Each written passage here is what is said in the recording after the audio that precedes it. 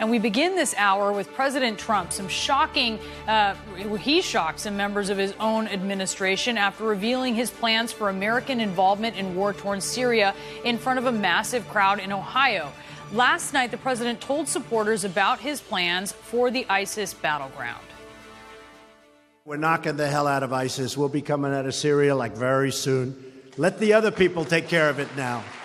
Very soon. Very soon we're coming out. We're going to have 100% of the caliphate, as they call it, sometimes referred to as land. We're taking it all back quickly. But we're going to be coming out of there real soon. Now, a senior administration official tells CNN some of the president's aides were surprised by those comments. They said, quote, "We are still trying to figure out what he meant about Syria yesterday." CNN White House reporter Caitlin Collins joins me live from West Palm Beach, Florida. So, Caitlin, what did he mean from what he said yesterday?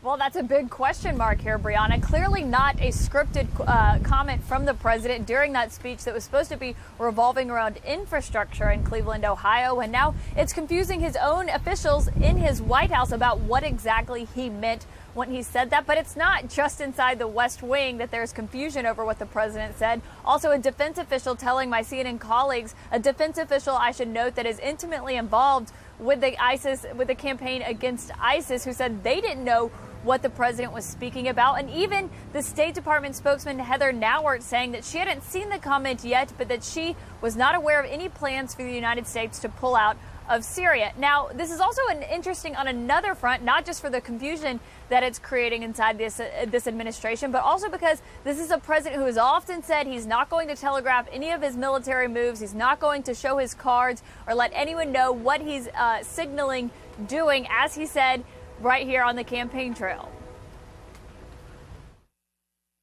Well, one of the things I think you've noticed about me is militarily, I don't like to say where I'm going and what I'm doing. I'm not saying I'm doing anything one way or the other. I don't want to telegraph what I'm doing or what I'm thinking. I'm not like other administrations where they say we're going to do this in 4 weeks, and that doesn't work that way. I don't want to be one of these guys that say, yes, here's what we're going to do. I don't have to do that.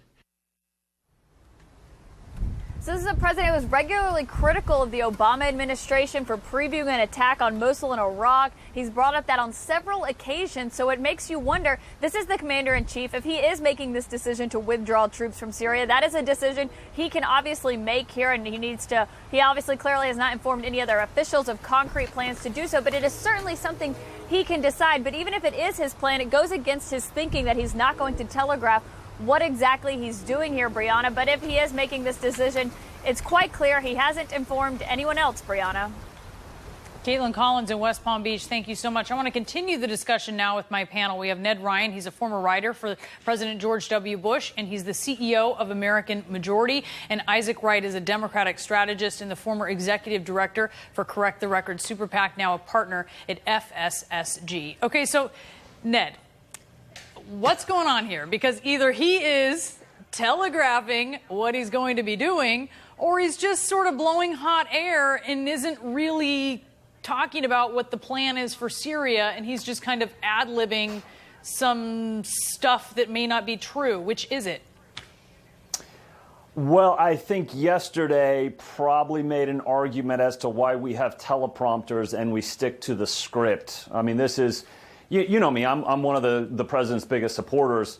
One of my things that I'm always harping on is a little bit more message discipline, whether it's on Twitter, whether it's on the stump with teleprompters.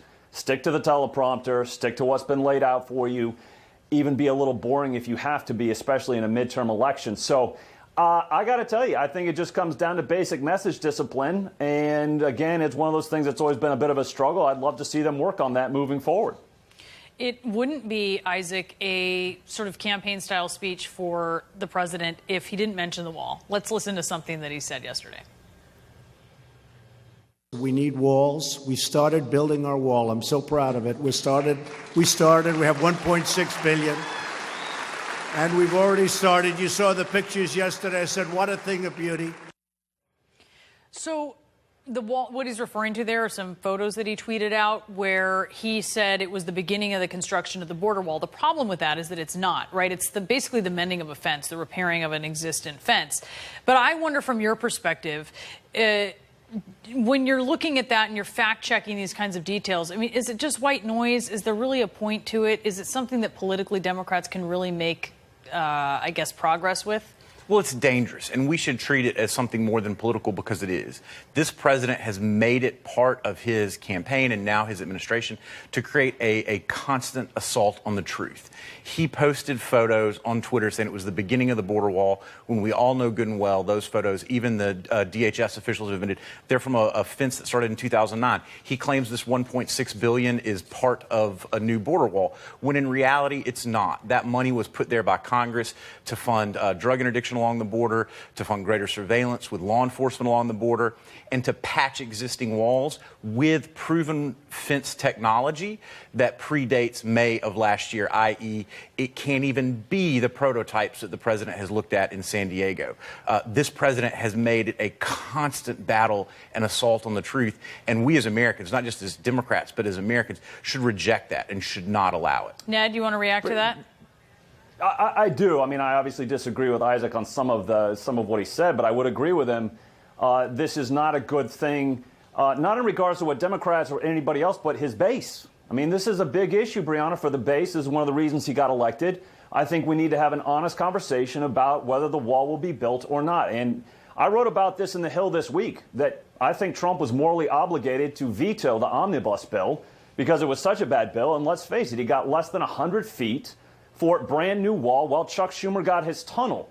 And I think Trump should have sent it back and said, give me a short-term spending bill, and let's have a conversation about how you fund my priorities. And that's what we need to have the conversation about, and the base needs to keep pushing and saying, this is why you got elected. We want funding for the wall, and if you have to veto omnibuses and send it back and go into a showdown with Congress, then go ahead and do that because the base will be with you. So I think we just need to have an honest conversation about whether the wall will get funded or not and how far Trump's willing to go to do that. And I think he should even think about, and I don't say this lightly, Brianna, Reagan shut down government 8 times during his administration, still had 3.5% growth. I think Trump needs to be willing to say, I will go so far as to say, I will shut down government unless you fund my priorities, and let's see what happens from there. Well, we are on track for some shutdown records, maybe I will say that. Okay, community colleges came up in this talk. Let's listen. A word that you don't hear much, but when I was growing up, we had what was called vocational schools. They weren't called community colleges because I don't know what that means, a community college. To me, it means a 2-year college. I don't know what it means. But I know what vocational, and I tell people, call it vocational from now on. Wait, what? What is he talking? There are community colleges that are not vocational college. What's he talking about, Ned? I mean, everyone knows what a community college is. Let's go back to message discipline and talk about why. I wish he would have really focused. I think it is a very good idea on vocational schools. Leave the community colleges out of it. I'm not really sure where he was going with that. But highlight the fact that we should emphasize vocational schools moving forward.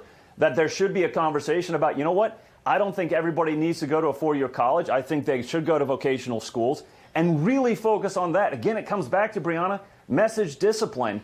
Focus on what you should be focused on, stick to the teleprompter, and stick to the message and really communicate. Because I do think vocational schools, and that is a very good thing for us moving forward so we can have an honest conversation about what it means. Do you actually need to go to college, or should you go to Vertex school? Isaac, I suspect that you may agree with Ned on that point. Yeah, I mean, look, the president needs to deal with message. He needs to get back on track.